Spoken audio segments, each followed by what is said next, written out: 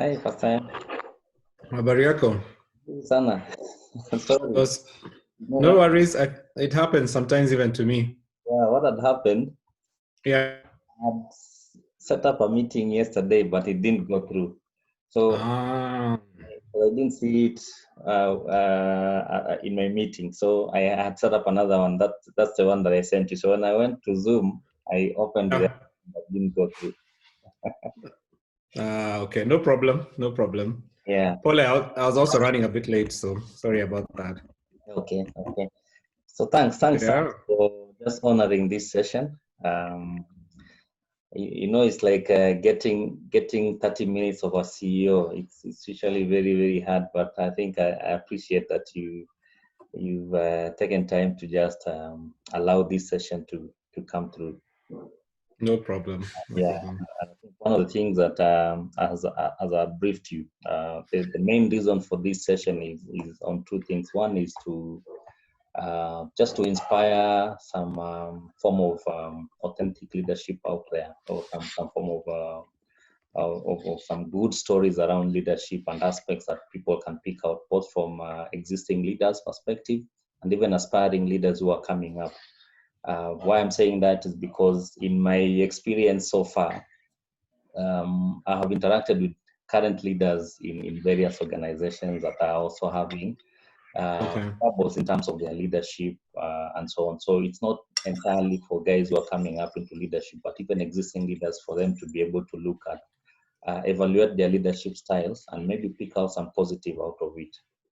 And second is also just to, I'm looking forward to release a book of great African leadership stories out there, maybe next year or the other year, as part of this also. So it's the journey that I've started, and I hope it will inspire in the next few years when that book is out. Awesome. Yeah, and the reason also why I chose you is because of your, from my own personal perspective, is because of your journey, and my interaction with you has been inspiring, I think, since we met. And yesterday I was having a coaching session with somebody who knows you, and he was mentioning the way you've inspired him, and every conversation that he has with you has some, those real elements, not spiritual per se, because a number of people, when you go deep into the spiritual aspect, then they tend to block. So he confessed and say a number of conversations that he has had with you are more real, and you feel, and at the end of the day, he felt like energized to be able to transform something from his personal life and maybe even outside there. So it's inspiring to hear those stories out there, especially now, positive feedback like that. Awesome, thank you. Yeah, so even for me, from my journey perspective, my interaction with you, I think, has been transformational, and it's the same story. I think every conversation that we have, you see, there are those light bulb moments that comes in and say there's something that you have to do to be able to transform your society, your personal life, and so on. So that's the reason also why I said, let me start with you, and to be a good positive outlook, also to now get other transformational leaders out there that who can have conversations with. Well, looking forward to it. So as we start, maybe we just jump in and just briefly for you to just highlight who Pastor M is, and what type of leadership attributes do you subscribe to? Because there are various out there: transformational, there are those who are autocratic, like you've seen in a number of our political leaders, servant leadership out there. So which one do you feel that for you this has been you for the longest time in terms of your leadership aspect? Okay. Thank you, Gilbert. I think my name, as you said, I'm Muriithi Wanjau. That's who I am, and a pastor, but also married to for 26 years. We have 3 kids, and I happen to to lead Mavuno Church. Also have many different things that I'm passionate about as part of my being a pastor. So being an author and a speaker, an entrepreneur. I wear different hats. Yeah. In terms of leadership, I've always believed that for me, my own leadership comes out of my faith, and it's found on the fact that my whole life is founded on the model and example of Jesus, who is the preeminent example of what leadership is for me. Where leadership is a trust. It's it's always on behalf of others. It's actually never about the leader. It's always about the people, and it's always about helping people achieve who they are created to be. And so leadership is a calling. There's some things that you don't enter into for selfish reason, or you shouldn't. I always say being a doctor is very sad if you're a doctor for selfish reason. It's really a healing profession, and it really needs to be driven out of a sense of calling. And I used to encourage even my friends who are doing medicine, if you're not sure about this calling, if you're not feeling this calling, go into marketing, do something different. But I think it's the same about leadership. I think leadership is it needs to be driven out of a sense of calling, out of a desire to help people become who they're supposed to be. And I feel the best leaders are those who are able to achieve incredible outcomes, not out of their own sheer gifting, but out of catalyzing the gifting of others. So that for me would be my own philosophy of leadership. Yeah, and I think that leading in the non-profit or church world is an extremely high calling. Leadership by itself, whether it's in corporate world or wherever, it's already a calling. But I think leading in the non-profit sector it's 10 times because there you're leading volunteers. You're leading people who are not there because they're on a payroll. You're leading people who are there because they choose to be there. And so it requires a whole lot of other leadership skills to be able to do this. So yeah, I don't know if maybe I've rambled a bit, but that's a bit of my thinking about leadership. Yeah.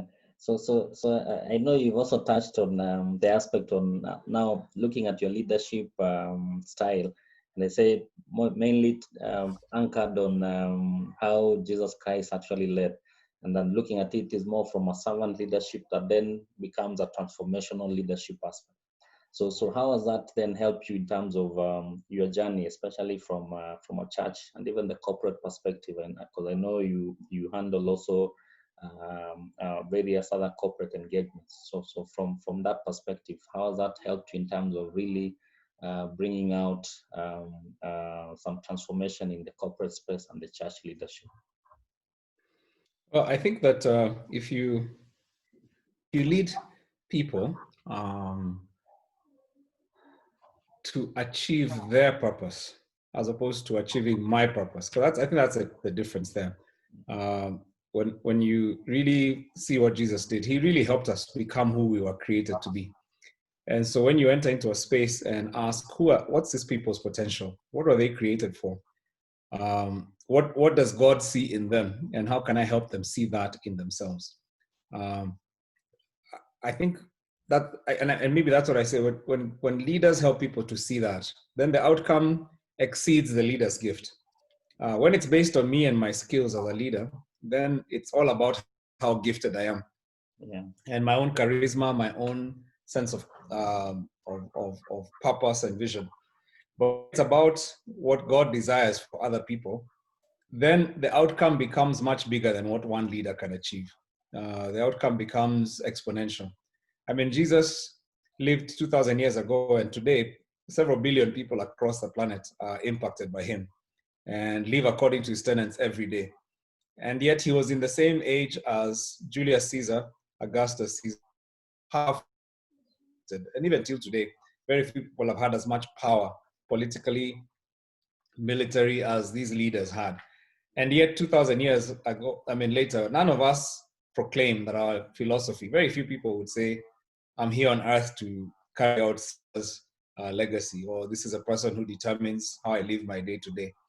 Yet this young man actually, because he died at 33, was from a peasant family, had very little going for him in terms of even just earthly resources or inheritance from his parents or power. And yet today, so many of us are influenced. Why is that?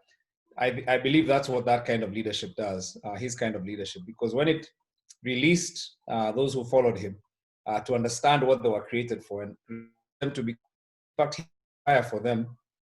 There's a scripture in John 14:12.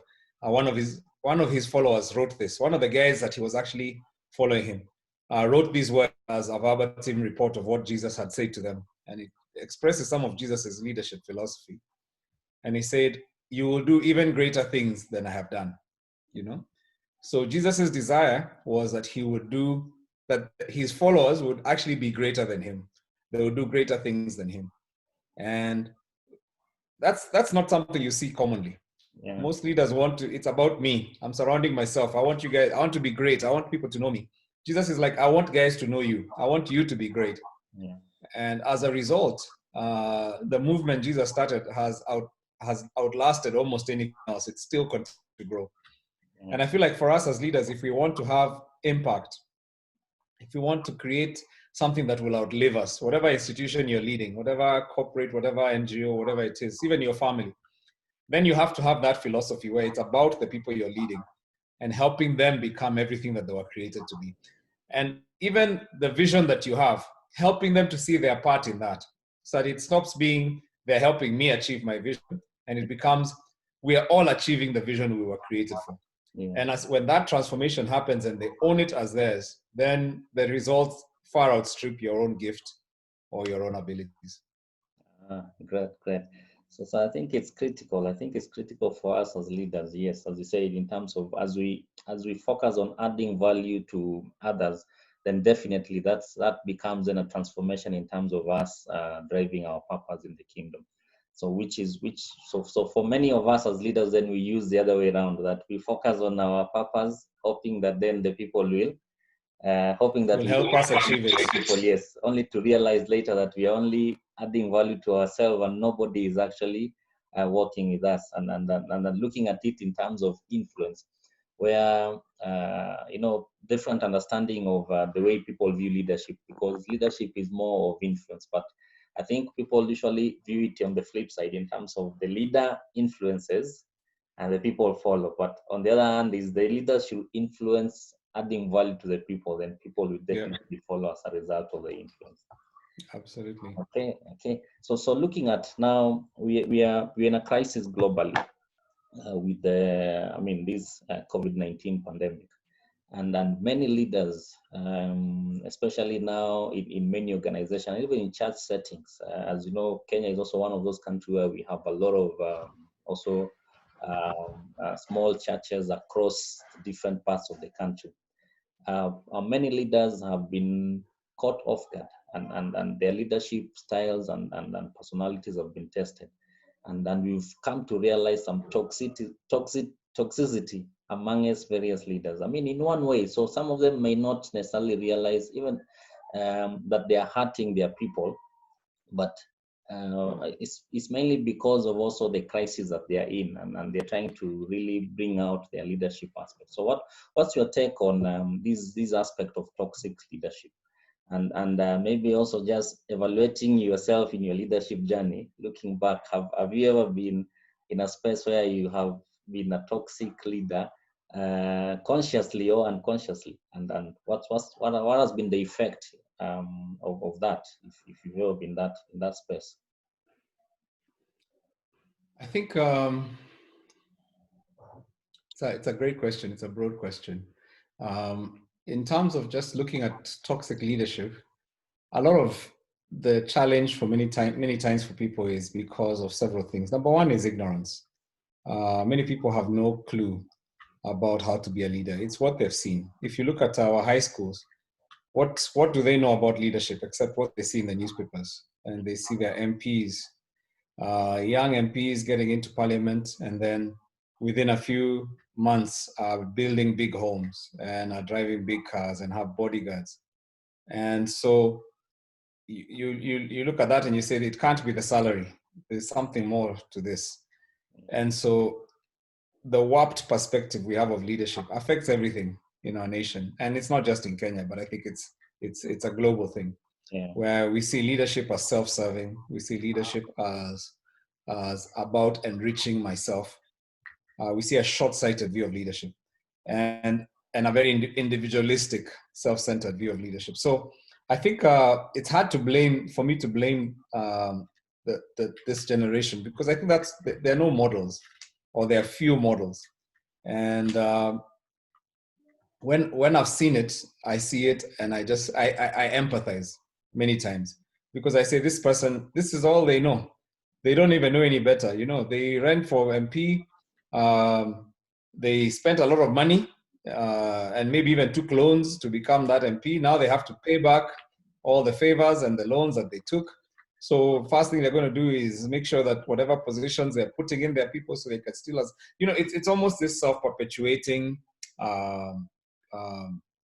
system we found ourselves in. And somehow, I think the biggest lack, or the biggest challenge, is we need models of leadership that works. We need models of serving leadership. The problem for us is even our media highlights those models. So when you look at our coverage, or news coverage today, you won't see much coverage about the leaders who are transformational leaders. You won't see much about people like Governor Kibuga Kibwana in Makueni and some of the things they're doing. If I was to ask Kenyans, who are your top 5 performing governors and what are the great things they're doing, they don't know.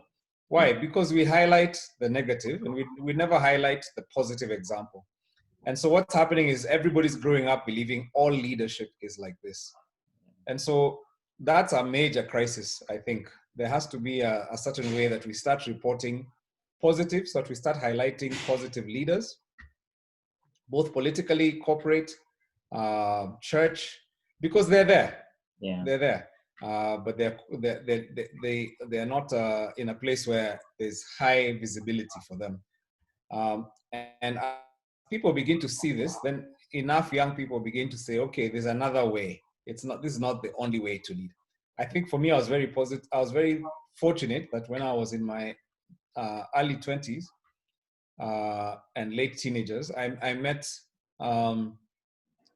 one particular virtuous leader, and then through him, many others. And so as a young college graduate, I was mentored by some really good leaders who saw leadership as a trust, and who led the business that they were leading very differently from what the culture would have taught. And so as a result, as a very young person, I already knew that this is the way to lead.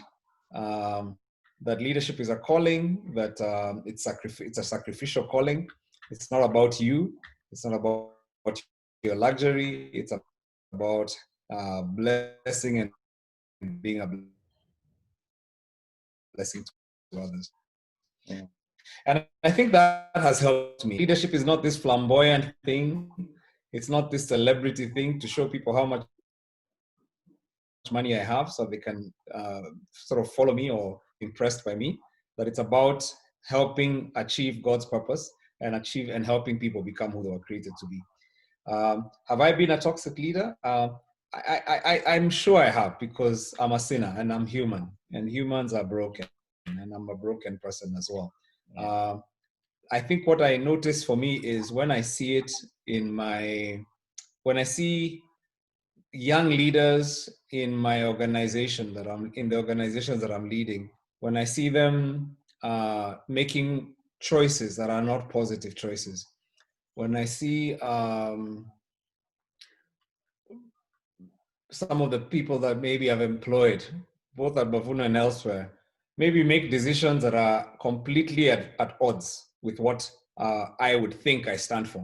When I see my own kids questioning values and making choices that I would consider just not good choices, then I'm forced to go back to myself. As a leader, I go back to myself and I ask, where have they seen this in me? Because many times, people don't do what you say, they do what they see. Yeah.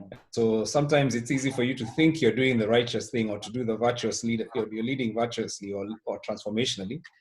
But then how people are leading around you is actually not reflecting that. And so there are occasions when I've had to go back to my team and to say, I apologize. I think I've made the wrong thing. From what I see, Yeah. this is not what I believe I was trying to model. Yeah. And clearly I've modeled the wrong thing because I can see the wrong choices. I can see politics. I can see problems between us. And I don't think that's what I wanted, but that's what I've created. Yeah. And I think the thing about leadership is I've learned as a leader, when there's a great success, you always need to look outward and say, we did it. Include your team in that success, because you'll never succeed alone. You're never the virtue. Even if it's you who came up with the idea, there are other people who help execute it.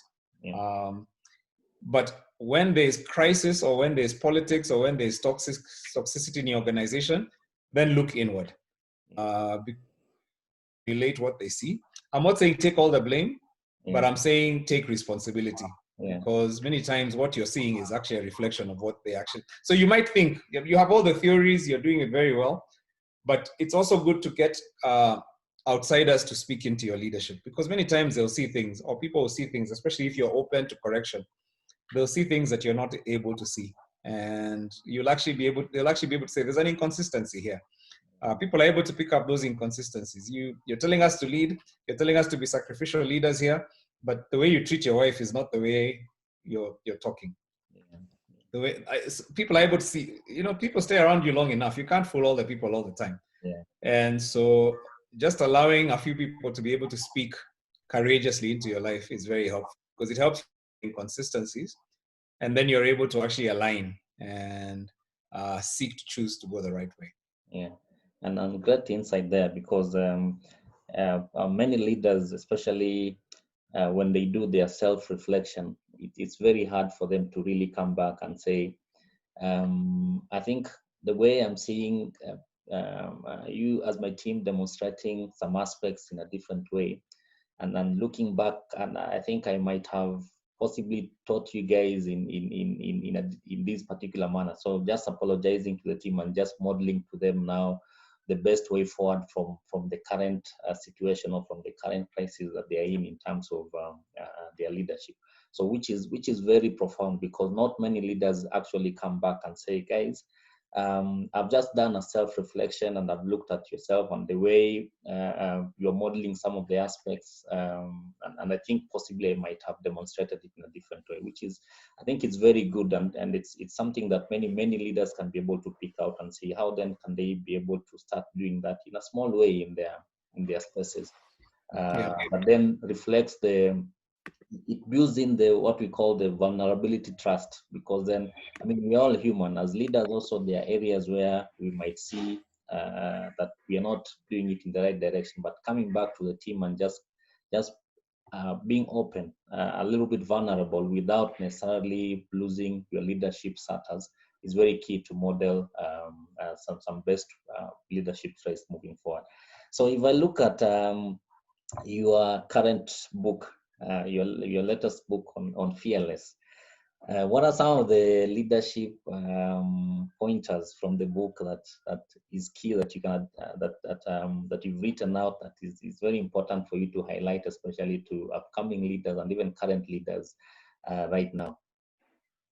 So I've actually written 2 books recently. One is called Seasons, and then after that I wrote the book Fearless. You're right, Fearless is the most recent. I think Seasons, in the 2 books are complementary. Yes. Seasons talks about the stages of a leader's life, and what I do is I look at the stages of every leader's life and what you should do in each stage. And it's a very prescriptive book, which is like, here's what you do. This is the season you're in as a leader right now. Here are the tasks you need to be doing to succeed. But then now with Fearless, what I do is it's a biography, and I talk about my own life. So it's a descriptive book, not a prescriptive book. And I'm able to share, here are the mistakes I've made. Here are the successes I've seen. Here are the convictions that drove me. Here are the values that I stand for. And here is a story of then the leadership that has come out of it. Here is an organization that has that I've tried to shape using this value I'm describing. So there's a lot about Mavuno there because that's part of it, but it's a lot also about my life. It's seen through the perspective of my leadership journey. So so I think the key thing there I'm trying to demonstrate is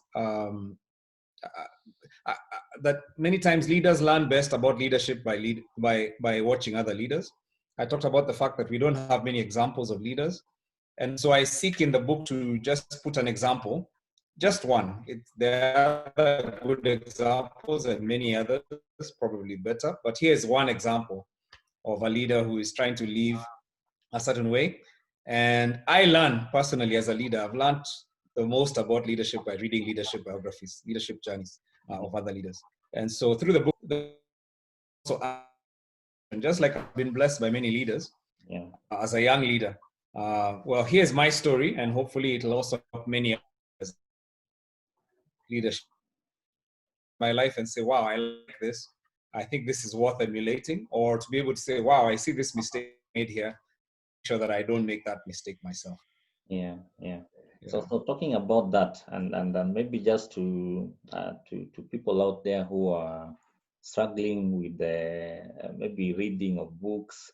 So maybe you can just highlight how has books been able to inspire, especially your leadership development, and also both from a reading perspective and also from an authoring perspective. How has it, and what are some of the things that you can share for somebody who is struggling out there in terms of reading or listening to podcasts about leadership and the importance of it? I think the one thing I always tell people is leaders are readers. You can't. If you want to be a leader, you have to be a reader. You have to. There's too much that you don't know, and there's too much you're not going to just learn by standing and through your own experience. Some people say experience is the best teacher. I always say that's actually not true. Experience is a painful teacher. The best teacher is actually the experience of others. And so when you read, you're actually able to bring the experience of others so that you're able to stand on their shoulders and avoid their mistakes and accelerate yourself by gaining from their own reflections. So as a leader, you need to, for me, I don't think there's any way around that one. If you don't enjoy reading, it's because our school system failed you. Because our school system forced us to read for exams. And so some of us, as soon as exams were over, we were like, never again. Yeah. And I regret that because I'm very sad that our education system would actually cause people to hate education. But I actually believe that if that's the case, you need to find the genre that you enjoy. Not all reading will be fun for you, but you need to find, if it's story. Yeah. If principles are a bit too much, then read stories, but find a way to actually enjoy. And if you find that just reading is too draining, try audiobooks, because audiobooks for some people are auditory learners. They learn through hearing. And if even that's too much, then try documentaries. I mean, figure out how to grow through input by other leaders. Leadership has helped me to be able to have mentors who are some of the greatest leaders in the world. I would never be able to access them, but just by reading their books, I have their best thinking, and I'm able to actually take principles there and grow. And it has accelerated my own leadership like nothing else. Many of the things that I've explored, many of the things that I've applied, are things I've learned through interacting with other leaders through books. If I was to try and get some of those leaders into a personal meeting, I'll never be able to get them. But through their reading, I get their best thoughts. So I think for me, it's just to encourage any leader out there. You have no excuse. You have to actually develop that habit of constantly seeking wisdom. I mean, the book of Proverbs, I love the book of Proverbs. It talks about the fact that wisdom is more important than silver or gold. Wisdom is more important than resource, than money. And you seek wisdom, and then money follows you. And so I think that every leader, we owe it to ourselves. The only way to stay ahead of your team, the only way to stay ahead so that people are actually able to follow you because you're competent, because they see something in you that they don't have, is through reading. John Maxwell talks about levels of leadership. He talks about positional leadership. And too many leaders lead out of positional leadership. I lead you because I'm your boss. But he talks about the fact that that is the most basic and the lowest level of leadership. My status, my position. If you don't do what I'm doing, I'm telling you to do, I'll fire you.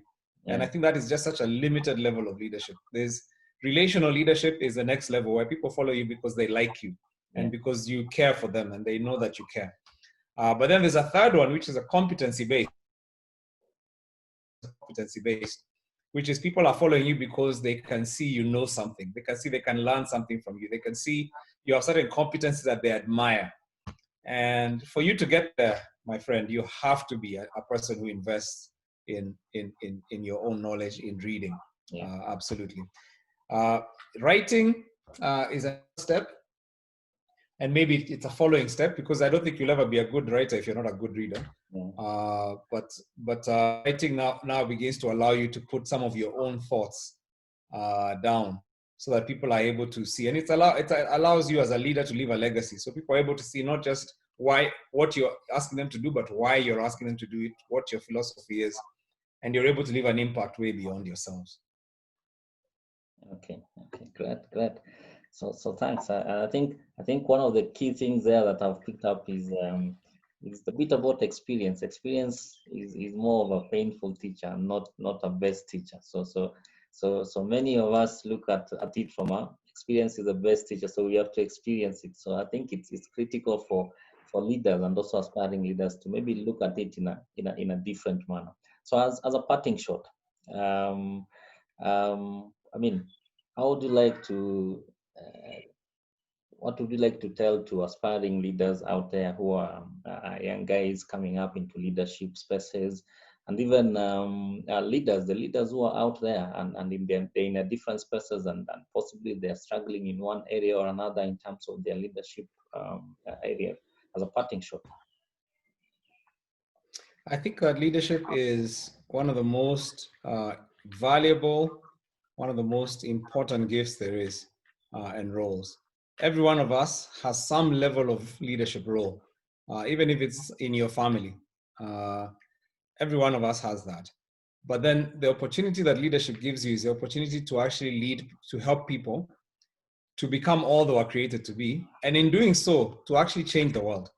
Leaders change the world. And I think that everyone was created for impact. None of us was created for mediocrity. So I think for me, it's just to encourage you to take your leadership seriously, to invest in yourself as a leader, to understand that if you don't lead, the Bible says people perish for lack of vision.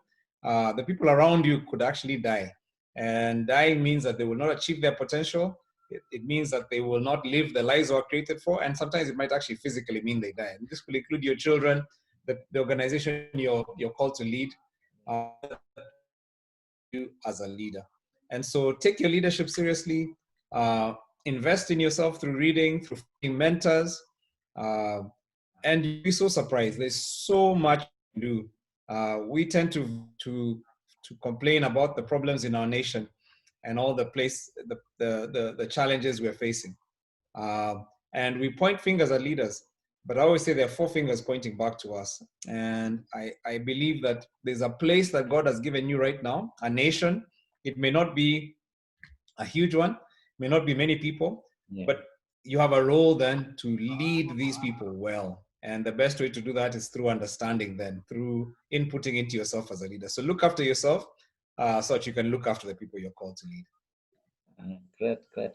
Thanks very much, Pastor M. I think, those are great leadership insights, and I hope that when we put them into writing, that it will be able to inspire and really help a number of aspiring leaders out there, and even leaders in their own capacity to be able to look at it from a different perspective and looking at it from the way Jesus led, from a servant to a transformational leadership. And we've seen many of the leaders in the world today who are actually using that servant leadership to transformational leadership. We are seeing a very huge transformation that they're doing in their different spaces, and I just hope that people will be able to look at it and internalize it and see how best they can be able to review their styles to transform the world in their different spaces. So thank you very much for honoring this conversation, and I wish you all the best in your leadership journey, even as you transform and inspire more leaders out there. Thank you.